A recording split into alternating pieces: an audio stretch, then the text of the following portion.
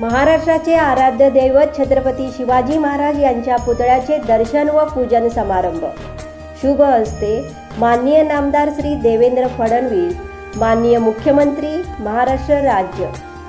विशेष उपस्थिती माननीय नामदार श्री एकनाथ शिंदे, उपमुख्यमंत्री महाराष्ट्र राज्य, माननीय नामदार श्री अजित पवार, उपमुख्यमंत्री महाराष्ट्र राज्य, माननीय नामदार श्री शिवेंद्र सिंह भोसले, सार्वजनिक बांधकाम मंत्री, माननीय नामदार श्री नितेश राणे, मत्स्य व्यवसाय, बंदरे तथा पालकमंत्री सिंधुदुर्ग जिल्हा।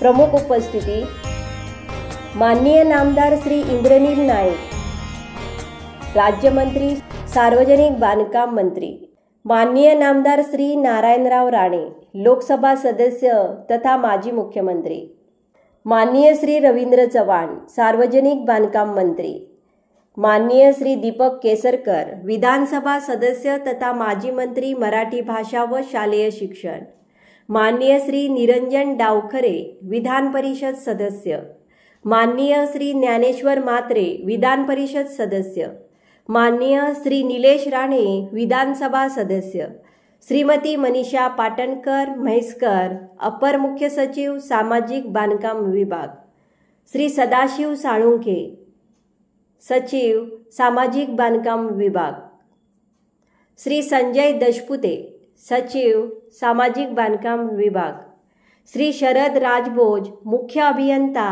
सामाजिक बांधकाम प्रादेशिक विभाग कोकण, श्री अनिल पाटील, जिल्हाधिकारी सिंधुदुर्ग।